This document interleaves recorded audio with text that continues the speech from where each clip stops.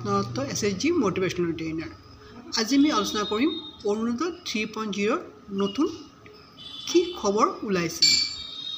যেহেতু আমি গম পাইছোঁ ইতিমধ্যে আমাৰ অৰুণোদয় 3.0 সকলো মহিলাই লাভ কৰিছে। যিসকলে পোৱা নাই তেওঁলোকে আকৌ ফৰ্ম ফিল আপ কৰিছে, নেক্সট মাহত তেওঁলোকে পাব।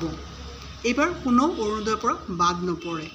গতিকে যোনে যোনে আবেদন কৰিছে তেওঁলোকে মন বেয়া নকৰিব, আপোনালোকে নিশ্চয় অৰুণোদয় পাব। কিন্তু এইবাৰ মুখ্যমন্ত্ৰী ডাঙৰীয়াই কি কৈছে অৰুণোদয় যে যেহেতু মহিলাসকলে বহু কষ্ট কৰি চলি আছে, তেনে ক্ষেত্ৰত এই মহিলাসকলক তেওঁ এটা নতুন জীৱন দিবলৈ চেষ্টা কৰি আছে।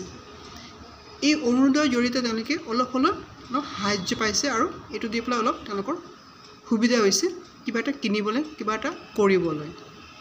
এতিয়া কি কৈছে যে যেতিয়া বিহু আৰু পূজা আহিব তেতিয়া অৰুণোদয়ৰ টকাৰ পৰিমাণটো তেওঁ বঢ়াই দিব।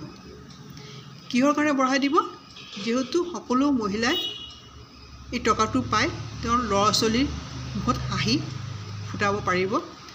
এই ল'ৰা ছোৱালীবিলাকক কিবা কিনি দি পেলাই তেওঁলোকৰ মুখত হাঁহিটো দিব পাৰিব।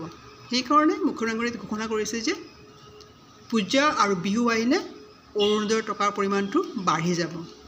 কিমান দিব এতিয়ালৈকে ডিক্লেয়াৰ কৰি কোৱা নাই, কিন্তু তেওঁ ঘোষণা কৰিছে যে পূজা আৰু বিহুত আপোনালোকে টকাৰ পৰিমাণটো বৃদ্ধি কৰিব। এইটো খুব ভাল খবৰ, কাৰণ বহুতো মহিলাই এই টকাৰ ওপৰতে বহুখিনি নিৰ্ভৰ কৰিছে।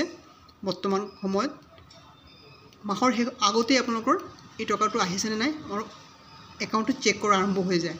গতিকে এইটো ভাল খবৰ শুনি পেলাই সকলো মহিলাৰ ভাল লাগিব।